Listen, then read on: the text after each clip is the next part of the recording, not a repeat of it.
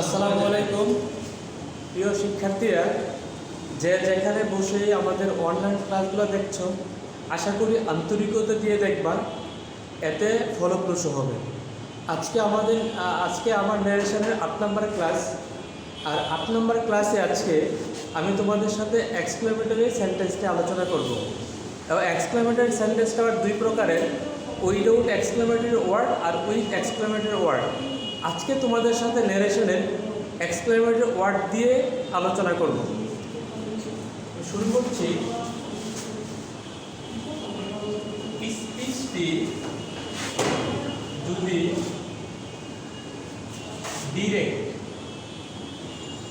Direct হয়, reporting ভার্বটি যদি PT past টেন্সে হয়, রিপোর্টেড স্পিচটি যদি এক্সক্লেমেটরি হয়,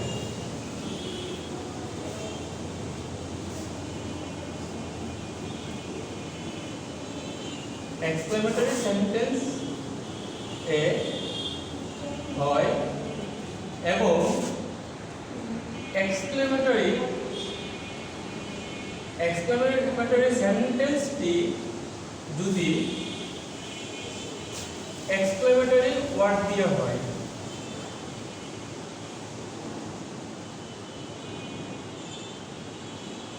এক্সক্লেমেটরি ওয়ার্ড দিয়ে হয়, তাহলে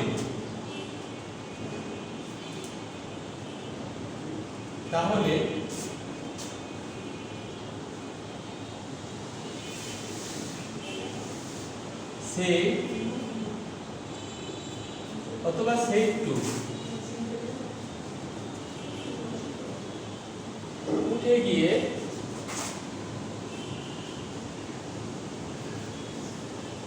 exclaim with joy অথবা exclaim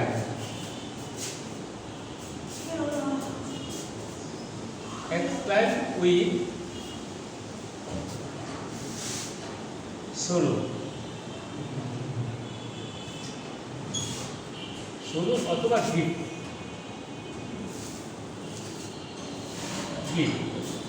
তবে যদি সেন্টেন্সটা আনন্দের হয় তাহলে এক্সক্লেম উইথ জয়, অথবা সেন্টেন্সটা যদি দুঃখের হয় তাহলে এক্সক্লেম উইথ সরো অথবা গিফট।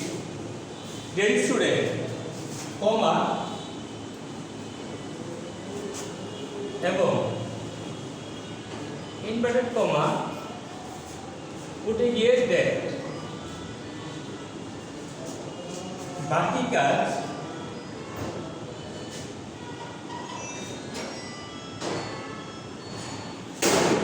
অ্যাসাইডিভের মতো।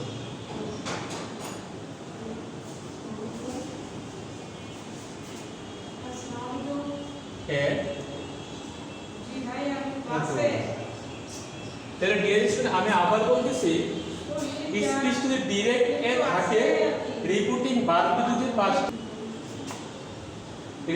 ভার্বটি যদি পাস্ট টেন্সে থাকে এবং রিপোর্টেড স্পিচটি যদি এক্সক্লেমেটরি সেন্টেন্স হয় এবং এক্সক্লেমেটরি সেন্টেন্সটি যদি এক্সক্লেমেটরি ওয়ার্ড দিয়ে শুরু হয়। এখন এক্সক্লেমেটরি ওয়ার্ডগুলো আমরা চিনে নেই। এক্সক্লেমেটরি ওয়ার্ড যেমন ও, আ, বা, হুররা,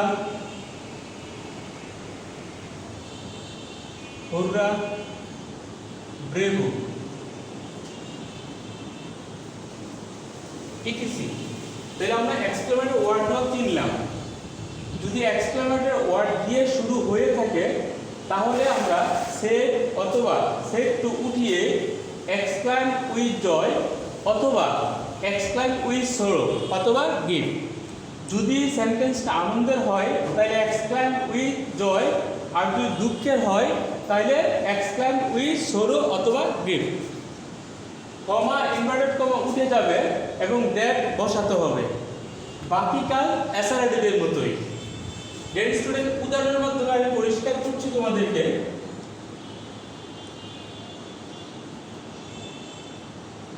He said to me,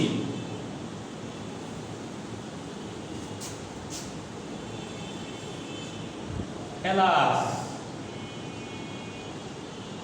দেখো নোট অফ এক্সক্লামেশনটা অর্থাৎ এক্সক্লামেটরি চিহ্নটা আমরা এক্সক্লামেটরি ওয়ার্ডের পরে বসাবো। alas the boy is helpless।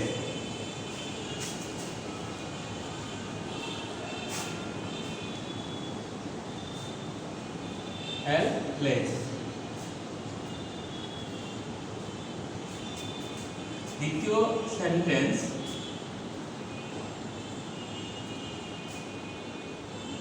Mother said to us, hurrah, hurrah, you had won, W-O-N, won the game। Dear students, he said to, এখানে reporting verb, যেহেতু আমরা বলছিলাম যে যদি রিপোর্টেড স্পিচটা দুঃখের হয় তাহলে আমরা সেড টু উঠিয়ে এক্সক্লাইম উইথ সরো অথবা গিফট বসাবো। এই ক্ষেত্রে যেহেতু এলাস দুঃখের সেন্টেন্সটা, তার জন্য আমরা সেড টু উঠিয়ে দুঃখের যেহেতু সেন্টেন্সটা এক্সক্লাইম উইথ সরো বসাবো।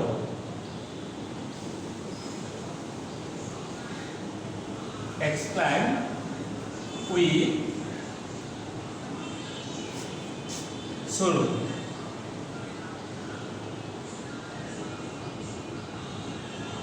sorrow me, comma inverted comma উঠে যাবে এবং দে বসাতে হবে।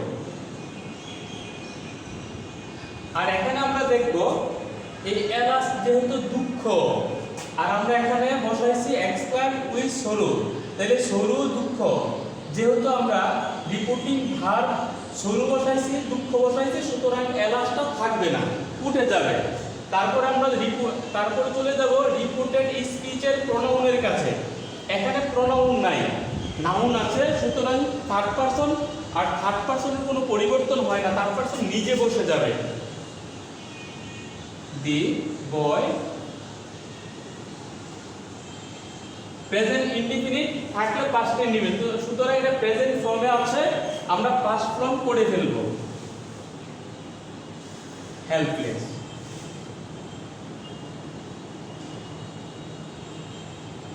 ডিয়ার স্টুডেন্টস, তাইলে আমরা বুঝে নিলাম যেহেতু এখানে দুঃখ ছিল তাই এক্সক্লাইম উইথ সরো, আর যদি আনন্দ হইতো আমরা এরপরের সেন্টেন্সটা আনন্দ, সুতরাং এরপরের সেন্টেন্সটা আমরা রিপোর্টিং ভার্বকে উঠিয়ে দিয়ে এক্সক্লাইম উইথ জয় বসাবো। Mother mother এক্সক্লাইম